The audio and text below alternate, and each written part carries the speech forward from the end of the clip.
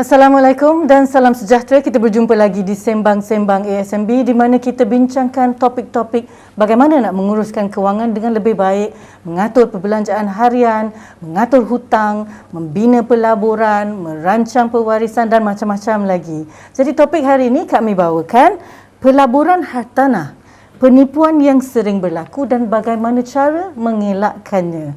Bersama kami hari ini adalah Peguam Hartanah dan juga pengasas portal dalam talian Hartanah dan Anda, Saudara Aizat Ismail, dan kita panggil dia Coach sebab dia memang membimbing kita dalam aspek pelaburan hartanah ni. Assalamualaikum Coach. Waalaikumsalam Kak Mi. Sihat Coach? Alhamdulillah sihat. Okey Coach, hari ni kita nak berguru dengan Coach macam mana kita nak mengenal pasti apa penipuan yang ada dalam pelaburan hartanah supaya kita dapat elakkan dirilah. Kan Coach kan? Jadi dalam pelaburan hartanah ni kita kena mengenali jenis-jenis hartanah yang ada di pasaran. Kami rasa ada yang pegangan kekal atau pegangan bebas kan Coach? Ada pegangan pajakan dan apa lagi jenis lain? Mungkin Coach boleh terangkan. Okey, terima kasih Kak Mi. Right. Berkenaan dengan pegangan kekal dan juga pegangan pajakan ni sebenarnya banyak orang yang tertanya-tanya kenapa dibezakan? Ada kekal, ada pajakan. Okey, kekal ni maksud dia pegangan tu boleh dipegang oleh tuan punya tanah tersebut selama-lamanya lah. Dia tidak ada tempoh-tempoh tertentu. Manakala yang pajakan ni pula dia ada tempoh 99 tahun maksimum. Okey, dan ada kekurangan dan ada kelebihan lah antara dua ni. Okey, kalau boleh saya syorkan pada para penonton beli yang jenis pegangan kekal. Sebab dia tak perlu nak pening-pening kepala, nak kena renew lagi ataupun nak perbaharui tempoh pajakan yang dah tamat tempoh tu nanti. Tapi kalau katalah terpaksa juga membeli yang pegangan jenis pajakan ni, boleh juga beli, tak ada masalah pun sebenarnya. Cuma bila habis tempoh pajakan tu, katalah tempoh pajakan tu habisnya 2100. So tahun 2100 tu dia kena renew lagi lah. Dia kena perbarui tempoh tersebut. Dia kena bayar premium kepada pihak pejabat tanah lah untuk lanjutkan lagi tempoh pegangan pajakan tersebut. Maknanya tempoh pajakan selalunya 99 tahun. 99 tahun ya. Betul Coach. Jadi tak adalah kita hidup sampai 99 tahun kan. Betul. Jadi kita anak atau cucu lah nanti yang kena beringat untuk pergi. Kita pergi ke pejabat tanah sajalah. Betul. Okey. Tu sebenarnya renyah ya. Jadi kalau boleh kita pegangan bebas tu je lah. Sebaik-baiknya begitulah. Okey. Selain daripada tu kami dengar juga Coach. Ada orang cerita pasal lot lidi. Lot lidi tu apa Coach? Kami tak pernah dengar ni. Okey, lot lidi ni sebenarnya pembelian hartanah daripada penjual, tapi geran untuk tanah yang kita beli tu tak ada. Maksud dia kita beli tanah tu, kita hanya tanda tangan perjanjian jual beli tanpa memindahkan nama daripada penjual kepada nama kita sebagai pembeli yang baru. So dalam geran tu tak ada nama kita lah. Perjanjian ada. Perjanjiannya ada. Cuma nama dalam geran tu, kita bila contohlah kami kita beli rumah ataupun tanah ni, dia punya dokumen yang mengesahkan ketuan punyaan kita terhadap tanah yang kita beli tu adalah geran. Geran betul? So bila kita tak diberikan geran ataupun nama dalam geran tu tak dinyatakan nama kita, jadi kita hak kita ke atas tanah tu boleh dipersoalkan. Walaupun ada agreement yang dinyatakan kita beli tanah daripada sipolan bin sipolan untuk harga sekian-sekian, tapi hakikatnya bila nama tak dinyatakan dalam geran, kita punya hak ke atas tanah tersebut memangnya tidak protected lah orang kata. Baik. Jadi dalam hal lot lidi ni tak sama macam kalau tanah di kampung memang satu geran banyak nama sebab keluarga, saudara mara. Yang tu tak sama kan Coach? Tak sama. Yang lot lidi ni memang geran ada tapi nama kita tak ada dalam situ.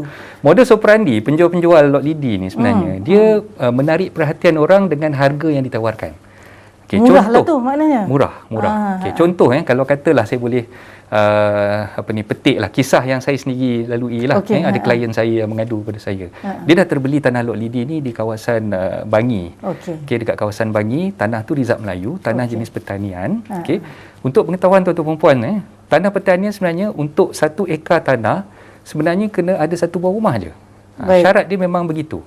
Jadi bila kita buat lot lidi, tuan punya tanah tu pecahkan lot tu jadi lot yang kecil. Dalam 1 ekar tanah tu sampai ada 10 buah rumah. Jadi itu sebenarnya dah menyalahi kanun tanah negara. Kita punya undang-undang paling besar lah yang dekat dalam Malaysia berkaitan dengan tanah ni adalah Kanun Tanah Negara ataupun National Land Code. Jadi dah menyalahi daripada akta tersebut. Jadi bila buat rumah lebih daripada satu buah rumah di atas keping tanah yang berukuran 1 ekar, itu semua dah menyalahi daripada undang-undang. Okey, itulah nama lot lidinya. Jadi kita kena berwaspada lah untuk kawan-kawan di luar sana kan. Selain daripada lot lidi tu, ada penipuan lain dalam bidang pelaburan hartanah ni, Coach? Memang banyak Kak Mi. Kalau kata kita cerita, memang satu hari suntuk tak habis. Okey, sebenarnya kalau ikutkan dari segi penipuan tu, ada juga yang buat macam kita tahun lepas kita menghadapi pandemik COVID-19, ramai orang duduk kat rumah. Jadi skamer-skamer hartanah ni, apa cara yang dibuat adalah mengiklankan iklan hartanah yang nak dijual ni tak masuk akal. Dengan harga yang ditawarkan tu memang sangat-sangat murah. Contoh, katalah rumah sepatutnya dijual pada harga RM500,000, tapi skamer hartanah ni mengiklankan rumah tersebut pada harga RM300,000. Dia letakkan di mana? Di social media. Jadi bila orang yang tertengok iklan tersebut, dia rasa macam, kenapa murah sangat rumah ni? Betul. Tanpa berfikir macam panjang. Tak logik tak? Memang tak logik. Tanpa berfikir panjang, dia terus masukkan duit seperti mana yang diarahkan oleh skamer hartanah tu tadilah. Itu dia macam kata kalau nak kena cepat. Hari ni juga macam kononnya rumah tu tinggal 5 buah, tinggal 10 buah. So kalau kita lambat memang kita melepas lah. Sedangkan benda tu adalah penipuan. Bila orang depositkan duit, terus akaun tu orang kata apa, dia lenyap gitu saja, kita nak call balik pun dah tak dapat dah. Nombor telefon tu. Lepas tu ada pula yang skim cepat kaya. Dalam bidang hartanah pun ada skim cepat kaya. Macam mana tu, Coach? Okey. Yang skim cepat kaya ni, dia punya modus operandinya adalah sifu hartanah ni lah. Kita boleh katakan dia ni so-called sifu hartanah. Yang kita pun tak tahu daripada mana gelaran sifu tu datang kepada dia. Banyak je ni dekat ni kan. Dia anjurkan seminar. So cara dia anjurkan seminar. Bukan hartanah dan anda? Bukan. Bukan, saya tak pernah anjurkan seminar untuk skim cepat kaya macam tu. Okey. So yang skamer ni dia buat seminar tersebut, dia tarik participant peserta untuk datang ke seminar tersebut dengan mengenakan bayaran mungkin RM50 untuk beli tiket tu. So bila peserta dah sampai ke seminar yang dianjurkan, dia terangkanlah cara macam mana nak beli hartanah dengan banyak dalam satu masa. So kita panggil istilahnya multiple loan submission. Dia buat pinjaman dengan pihak bank untuk beli katalah 5 buah rumah serentak dalam satu masa. Jadi buat pinjaman serentak. Jadi disokong oleh bank ke? Sebab bank dia buat submission tu ke banyak-banyak bank, bukan satu bank saja. So katalah ada 5 buah bank, so 5 buah bank yang berbeza ni tak tahu pun yang dia beli rumah sampai 5 buah. Jadi bila bank proses dalam masa yang serentak, dia tak perasan pun yang loan tu dibuat serentak. Sebab banknya berlainan pun. Bank berlainan. Jadi bila dah sampai masa loan tu dah di-disburse oleh pihak bank, dah dilepaskan oleh pihak bank, dia dah terima kunci rumah tu. Yang jadi masalahnya apa tahu Kak Mi? Dia tak boleh nak servis loan tu dengan masalah rumah tu kosong, tak ada penyewa untuk menyewa rumah tersebut. Betul. Jadi sebab kita yang kena bayar. Ya, sebab kita tak boleh nak jangkakan keadaan pasaran kat luar sana, especially selepas pasca pandemik COVID-19 ni. Banyak orang yang mungkin kehilangan pekerjaan dan sebagainya. Jadi rumah banyak yang kosong. Bila rumah tu kosong, tak ada penyewa, macam mana dia nak dapat income untuk membayar monthly installment dia kepada pihak bank? Jadi itulah yang mendatangkan kesan kepada dia, sehingga kan dia terpaksa melelong ataupun mungkin dia kena bankruptcy dan sebagainya lah. Disebabkan kegagalan dia untuk membayar pinjaman dia dengan pihak bank tadi. Jadi memang banyak penipuan di luar sana. Macam mana kita nak mengenal pasti dan macam mana nak elakkan diri daripada terperangkap? Okey, dia tak ada shortcut Kak Mi. Alamak. Dalam apa-apa benda kita nak buat ni, tak ada shortcut untuk jadi kaya. Pertama kita kena ada ilmu lah. Kena ingat. Pertama kita kena ada ilmu. Apa-apa benda kita nak buat, kita kena ada ilmu. Yang kedua, kita kena berhati-hati. Kalau tawaran tu too good to be true, memang kena berhati-hati. Okey, tu yang pandangan saya. Macam itulah. Jadi itulah dia pesanan coach kan? Kena berhati-hati kepada penonton kita. Dan kena banyak baca, buat kajian sendiri, betul coach ya? Betul. Supaya kita semua lebih berwaspada lah dalam membuat pelaburan di bidang hartanah. Terima kasih kami ucapkan kepada Coach Aizat dan juga kepada anda bersama kita 10 minit hari ini untuk belajar bagaimana nak mengelakkan daripada terkena penipuan dalam pelaburan hartanah.